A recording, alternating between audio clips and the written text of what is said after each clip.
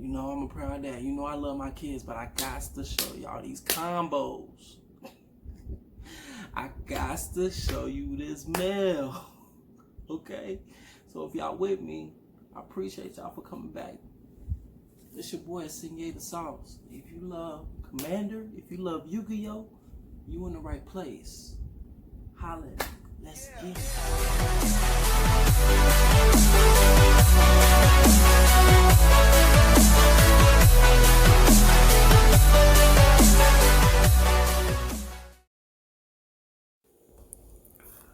Yo, what's up, ladies and gents? To all my senseis out there, it's your boy K to the Sensei. I'm gonna start off by giving a quick shout out to No Limit Games. No Limit Games gave me my this beautiful quick draw synchron with green text, that green rarity.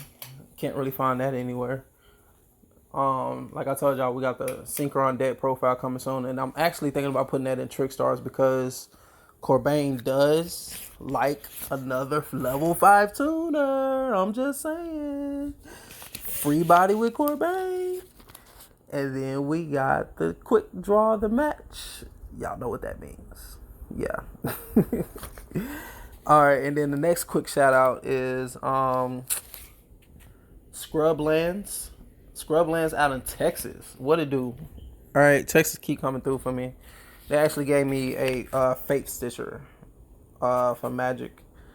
And for all y'all who don't know what Fate Stitcher is, it is a 3 blue creature zombie. It's a zombie wizard. And you can tap this card to tap or untap any target permanent that you control. And then it has another ability where it has unearth for blue. Return this card from your graveyard to play. It gains haste. Remove it from the game at the end of the turn, or if it would leave play. Yeah, and it's a 1/2. Basically, I had a brilliant idea to go ahead and put that with a Calamax commander. And we're going to do some real crazy stuff with that guy. You know, untap, because we don't want to swing across the board just to do his ability to copy spells and sorceries and instants and everything like that. I'm sorry, instants and spells. Excuse me, instants and spells. So we want to just tap him so we can get Pronk his effect to copy other stuff. But in other news, that's not what y'all here for right now. So let's put that away. Y'all hear about this discussion today. And the discussion is, should you play combo or control? Or which one is better, control or combo? Let's get into it. Alright? So y'all get y'all some popcorn. Y'all can listen to it like a podcast. I'm just finna make some plays and everything, you know, test out these decks real quick while y'all listen to me. And hopefully y'all enjoy my voice. If nothing else. Alright, let's get into it, y'all. Alright, rock with me. I just came across this subject, thought to share it with y'all, and hope y'all like it. Alright, so I'm gonna start off by saying, first of all, to keep it short, and y'all can probably end the video right here. It's really solely dependent on you. But for keepsake, I'm gonna give y'all reasons why, okay? So the 5 reasons why you need to ask yourself is who, where, when, how, and why. Okay. Like I said, truthfully, it depends on y'all. And I'm gonna break this down for you real quick, and then I'm gonna go ahead and explain each variable that I came up with. Okay. So, why do you want to learn a control deck or a control deck or a combo deck? Period. And this is with Yu-Gi-Oh or Magic. It doesn't matter. And which will be better for you in the long run as a duelist, okay? Because it's basically saying that you are willing to learn, okay? What is your capacity of learning? Do you learn by watching other people? Do you learn because you saw somebody else doing it? Do you learn by reading? Whatever the case, you have to find your why first. And most people can state that they can go with the who, and like what type of person usually plays a control or combo deck is because I'm lazy at this, I'm lazy at that. I'm gonna tell you right now, there's no less factor of any thought process in between the two. Okay, both of them take equal amount of thought processing, and most importantly, detail, paying attention to detail. Okay, and I'm gonna tell you why. Now, one thing is for sure is that you want to practice no matter what. And this is where I make the bullet point. This is what to wear, because it's like, where do you want to practice? You can practice at home, online, and with a close buddy before now you get even a chance to go to your locals. And because even at your locals, you want to be on your A game. Okay, so as much as you can, you need to take the time out to execute, inhale, exhale the freaking deck that you're really trying to master. Okay, like, no matter what, you just need, and you need to sleep with it, spend some quality time with it. Okay. I used to, like, just for example, I used to, like, literally put a deck together if I didn't have a video or anything to watch on it. But I used to, like, literally put a deck together, and right before I go to bed, work at it, and then, like, maybe, like, put it next to my nightstand if I just really wanted to master it. So the thing about it is, we have to realize that in both games, especially Yu-Gi-Oh, but no matter what, in both games, you want to be grounded inside one playstyle first, master one playstyle first, and master one deck, because that one deck and that one playstyle is what you could possibly be known for. You know what I'm saying? So when do you master it? When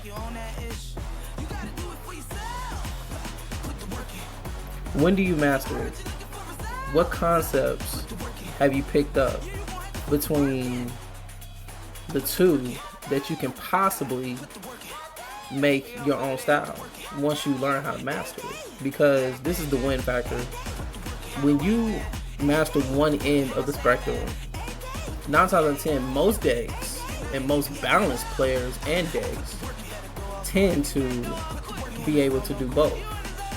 But most importantly, if you're trying to combo off and you get stopped some way, somehow, especially if it's a 1v1, I'm mostly talking about 1v1, even in Commander 1v1, you have to know what's the follow-up.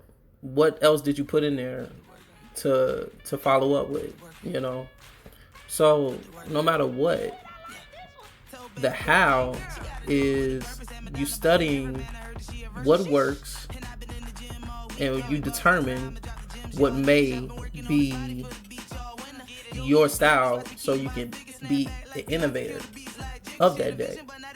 Because I can take a deck, an unknown deck, or a not so popular deck, and whatever the deck may be, and more than likely, if I really wanted it to work and work for me, and no matter where I went, I was known for that deck, it's possible for you to be known for that deck. Now, here's the catch. When I say that, do you want to be known for a deck that you did, or do you want to be known for, oh, he was just piloting that deck? Now, the difference in between the two is, even if you had the chance to study the meta, air quotes, the meta combo that was in that particular meta, like now, it's, as the time of recording this, is the Jet Synchron combo that everybody know and love right now. Would it matter if you only use that combo? I believe it would, because it wouldn't set you, I'm gonna say it wouldn't It wouldn't have you stand out if everybody else was using it. So my take on it is, even if you wanted to learn that combo and incorporate that combo inside your deck, that's cool. Do it, because that's your win condition combo. But if you really want your own style, and if you really want to stand out, you need to have whatever your follow-up is, or your second go-to, or your first go-to combo should be, no, I'm so sorry. Your first or second go-to combo should be your own combo. Let's just say hypothetically X-Sabers, okay? So let's say we made a X-Saber deck with the Jet Synchron combo in it, right? And we just somehow made it fit inside that deck. Okay? We know that combo is splashable, okay? So what is X-Sabers known for even more? Come on. Now, if you've been playing this game, you should know this answer. I'll wait. It's for taking out your hand and synchroing like crazy into Nat Beast or Varkion, okay? So no matter what, they're going to take out your hand, or they're going to lock you out and synchro into Nat Beast or Varkion and various other synchros, okay? It's known for synchroing.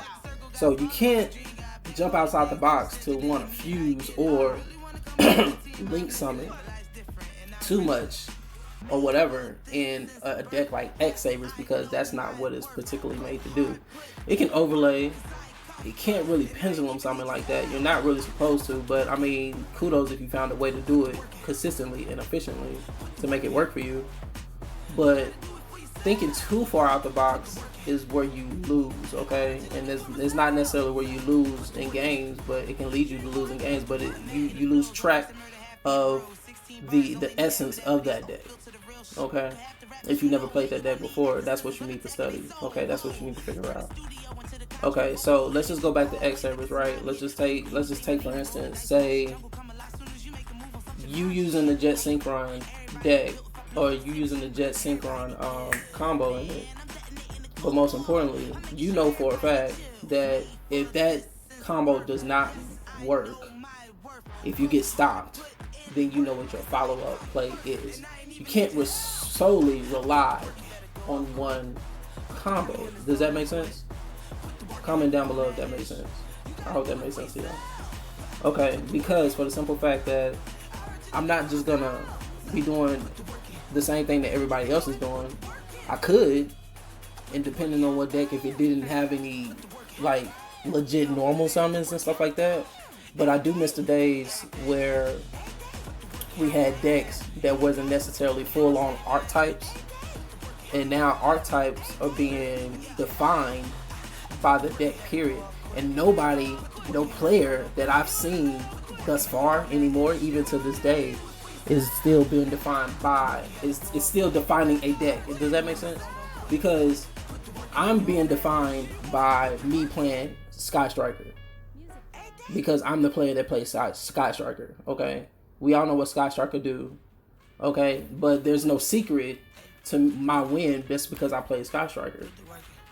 Now, the only reason that I would stand out from playing Sky Striker is just like how, what was the guy's name? I can't remember his name. His name is on the tip of my tongue right now. But the guy that plays Sky Striker, and he finally took the chance to play double or nothing in Sky Striker. His name is on the tip of my tongue right now. I cannot remember for the life of me. I didn't look it up or anything, but I know who I'm talking about. Y'all know who I'm talking about. He took the chance to take a not well known small engine. I still don't even remember how he did it in Sky Striker. I guess he took 2 4s. He took 2 4s and made Utopia double and everything. He was known for putting Utopia double first and putting Utopia double first on the map in Sky Striker. Even though that little combo could have been in any other deck, but nobody was really looking at that card until he did it. And that's what you kind of want to do. Okay, that's the innovative part that we all know and love about these card games. So taking in consideration that you want to not just play the best deck. You can play the best deck, that's cool. But when you sit down and you shuffling up your cards, or you test playing, however you test play, just be sure. I'm challenging you. I'm challenging all my senseis out there. I'm challenging you do your best to put your oomph in it, okay? Because the fun factor is the surprise factor, period. Never forget that. The fun factor is the surprise factor. No matter how you do it, just make sure you put your oomph in it. Yeah, everything has to be consistent. If you like to dot your I's and cross your T's to the point, you know, if you want everything on point when you net deck and everything, that's cool. You can net deck all day, but me personally, I can net deck a deck. That's cool. But what I'm going to do is I'm going to throw my own text in it. I'm going to throw my oomph in it, something that you would never see coming out of that deck, because that's the way it should be. I feel like that's the way it should be. That's my personal opinion. Okay, so I think we on the we on the how now.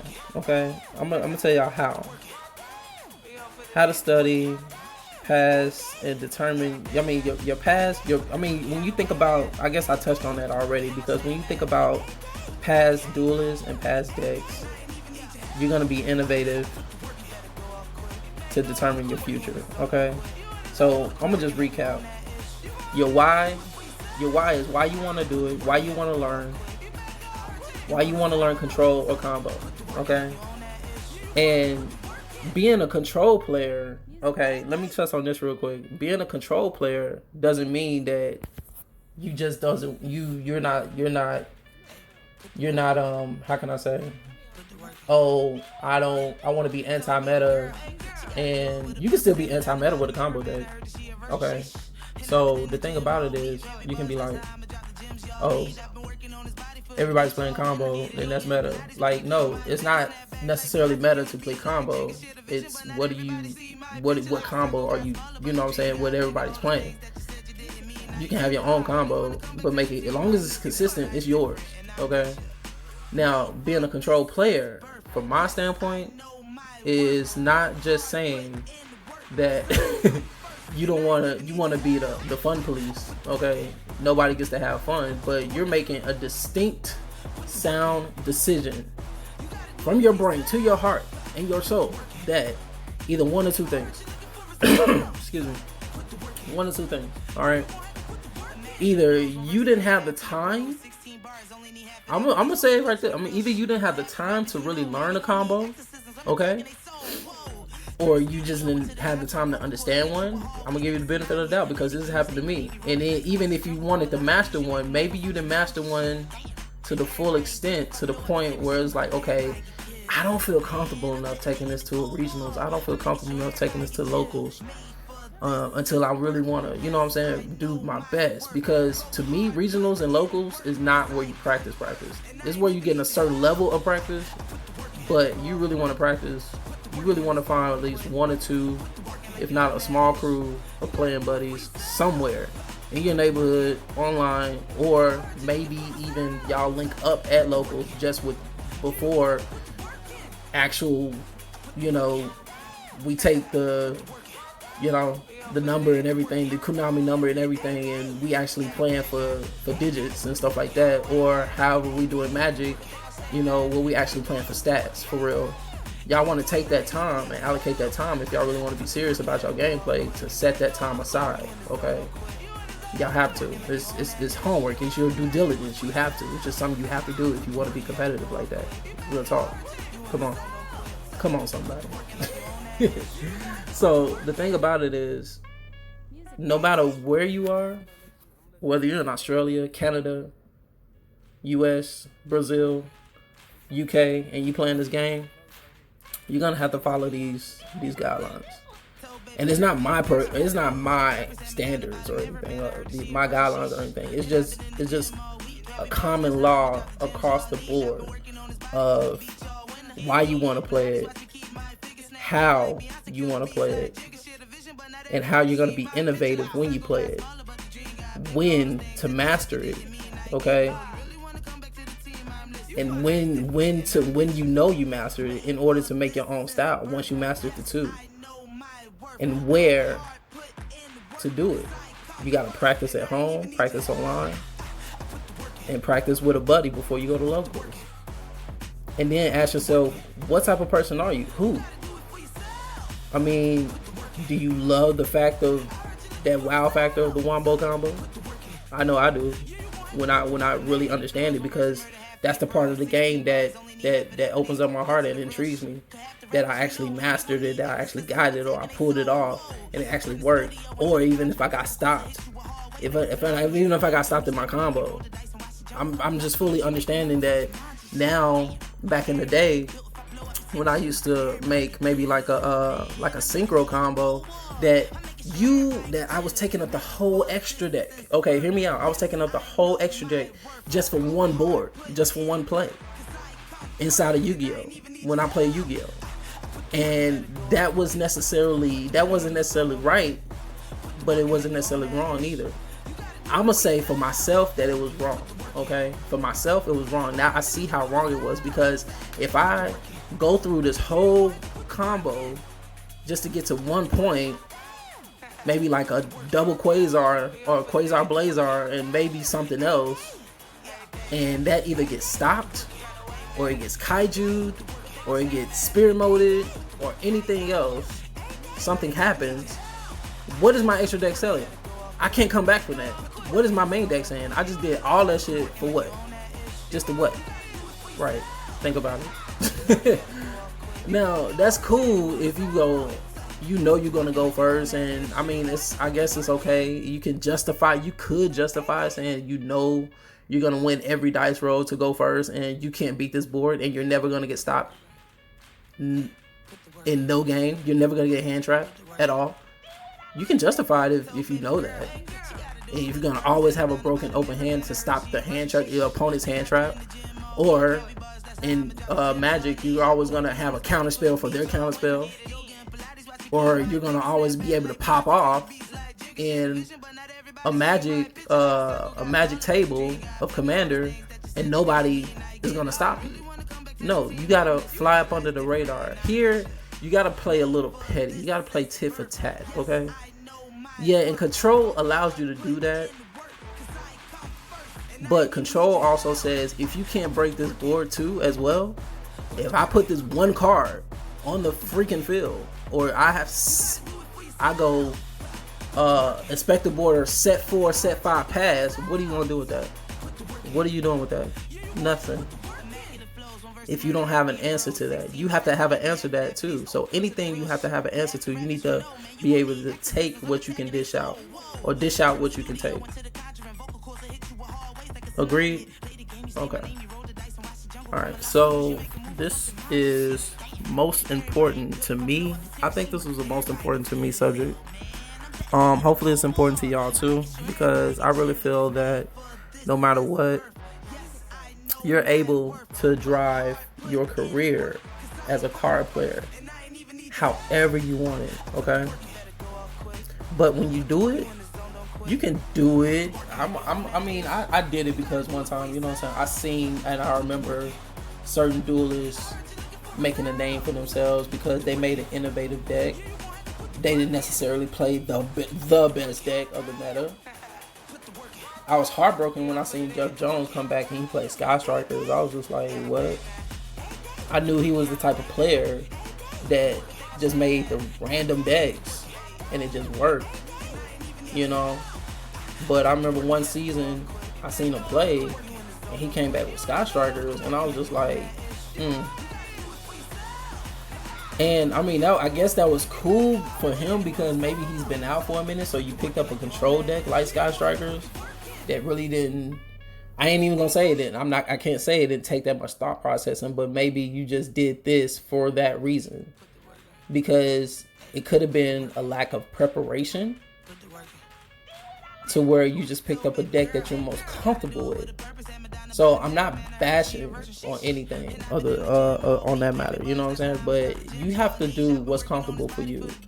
For me personally, I'd rather see somebody come out.